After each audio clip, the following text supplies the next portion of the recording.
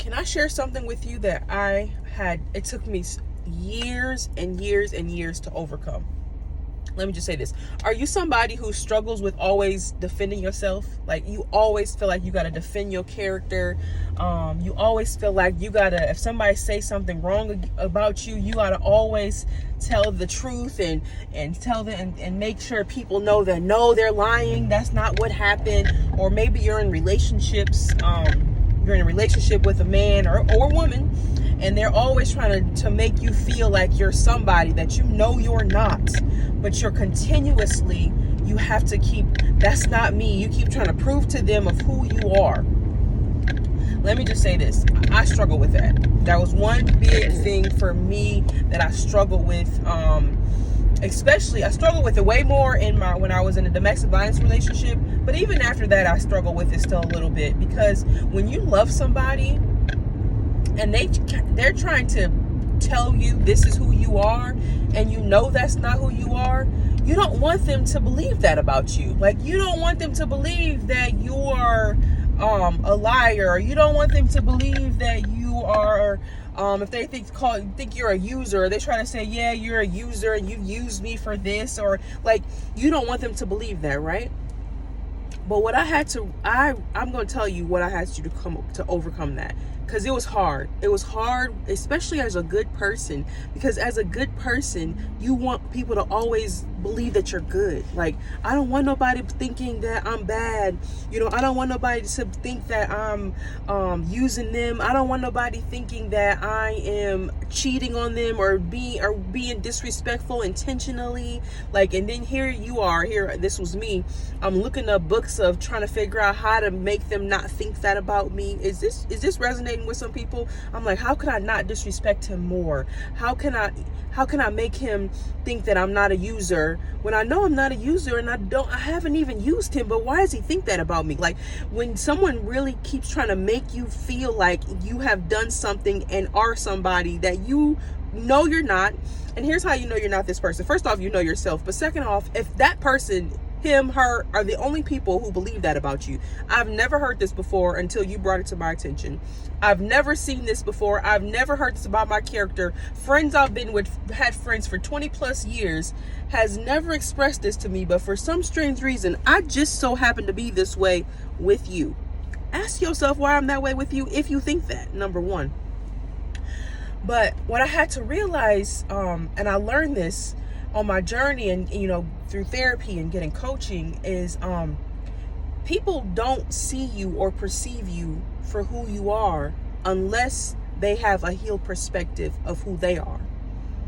Typically, people see you from the perspective of the experiences that they had, the people that may have done the thing that they're trying to accuse you of doing, and then the lack of healing that they've got. And then sometimes they may be that too. So if they can accuse you of being a cheater, they probably are a cheater, right? Or if they accuse you or been cheated on so many times, now they believe that's who you are. Or if they've been a user or been used so much and haven't healed and forgiven whoever done that to them, now you've become the user too, all because of the experiences from their past.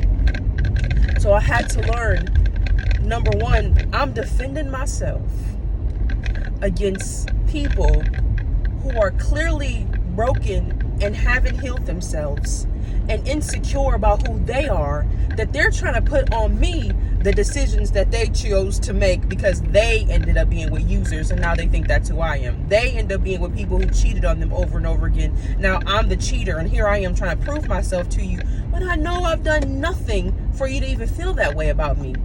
So you have to realize that there is no point in defending your character when you know who you are. When you know that you are a good person, when you know that you have not used anyone, cheated on one, you're not manipulating people, you're not out here lying, you're not out here treating people wrong, you literally have a good heart and pure. When you know that about yourself, you don't have to defend yourself. And I understand, I get it, it's hard because you don't want people to think that about you. But when you think about it, who thinks that about you? It's one person that thinks that about you. Like, you should be okay with that one person thinking that about you, because at the end of the day, you got to get to this perspective where you're just like, you know what? That's not me. I'm not the person you keep telling me. And unfortunately, you did not take the time to get to know who I really am and what my character really is, because I really am a good person, right? I really have a good heart. I really wanted to love you properly. I really wanted to give you the things that you desired, and for us to come together and lock in and do what the Lord was telling us to do, and be married and be prosperous and build companies and businesses together and all the things. Like, I really wanted to do that. But unfortunately, you chose to not heal. Unfortunately, you chose to not make your mental health and your healing a priority. Unfortunately, you chose to keep putting on me the problems that you have, and now you lost out on a good person. You got to get to that perspective. You lost out because you chose not to see me for who I am. You chose to see me for the experiences of the women or the men before me. And now you got to deal with the consequences of not having me as a part of your life because you chose to do that. Again, I know it's hard, which is why healing is important, which is why being confident in who you are is important, which is why character is important. When I know my character is good, when I know I've been good, when I know that I've done right, I'm not just saying with words, because there are some people out here that be like, I know I'm a good person, and you're really not a good person, and I'm just sorry, but it's truth. There's some people out here that really be saying, I treat you the best, but you really don't be treating people right. There's some people out here that's so stuck in their pride and their ego that they really think they be doing the best for you, and really they not. So I'm not speaking to you. I'm not talking to you. What I will say is I'm praying for you, because I hope that you can take the scales off your eyes and see yourself for who you really are, that you build your character up and be a person of honor, of integrity, of loyalty, of respect. Treat people with kindness and goodness and gentleness, the way God called us to. I pray that you become that person. But if you're not, you have time to. But for the people who are always constantly feeling like you got to defend yourself, I'm here to say stop defending yourself.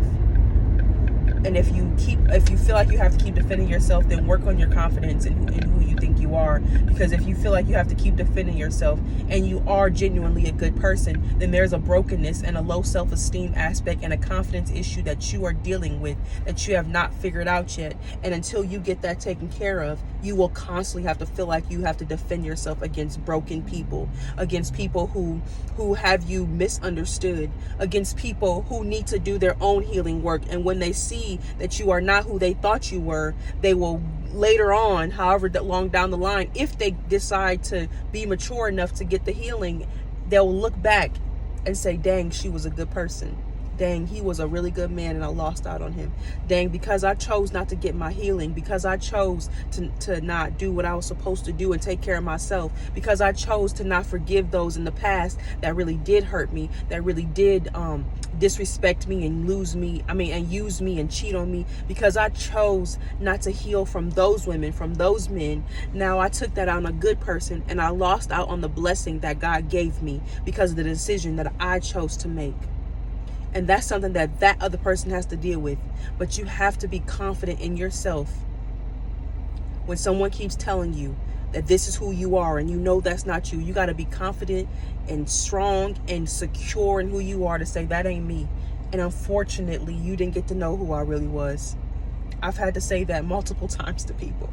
Unfortunately, you didn't get to see that. And it ended up being in relationships with the men I chose. Unfortunately. But it is what it is. I'm still going to keep being a good woman of God. I'm still going to keep being secure and confident in who I am. And I don't defend myself against nobody. Ain't no need for it, because I know my heart is pure. I know my intentions are pure. And I know that I'm not out here using people or anything like that. You need to get to that point that you're that way too. When you get to this space, when you get to that level of confidence, there is nothing that anybody will be able to say about you that's going to rock you, that's going to shake you. You're going to be so good. You're going to be like, I don't even care. That's how you feel? Not my problem, right? This is not ego. This is not pride. This is, I know who I am and I know where I stand, and I know that my heart is pure and I know what my intentions are, and I know they're not evil how you're trying to make me be. That's what this is. So for those of you who are if you are struggling with this and this is something that you're dealing with where you're just like, I always feel like I have to defend myself against people, get my Courageous Confidence workbook. A Courageous Confidence guide will help you. It's a beginner's guide that will help you start doing some of the things that I had to do, some affirmations and some mind shift changes and things that I had to do when I started rebuilding my confidence again. Go purchase that. I'm going to put the link on here so you can get the Courageous Confidence guide, so you can stop feeling like you have to defend yourself against people who refuse to see you for who you really were. That was their problem. That was not your problem. So get my guide, and if you're really ready to dive deep and you're like, I don't just want no guide, like I really need accountability, I really need help, then you can either do a one-on-one session with me. So click the link. I'll put that up there so you can book a discovery call so we can start doing one-on-ones. Or B, I have multiple digital courses. You can go on the same link. There's digital courses in the Beauty of Her Academy. You can click on there. You can say, I want to start with the courses first and start with the book and the courses first, and then maybe I'll be ready to actually do one-on-one coaching with you. So go ahead and get that done. Again, stop letting people define who you are, because it's not who you are. You know who you are, and stand firm in it. But I know it takes work, because it took me years to get to where I am, and it wasn't easy. It was hard. It was hard, but I got here. It took time, but I did. So I hope this helps you. Peace and prosperity to you, and I pray that you have a lovely day. Bye, guys.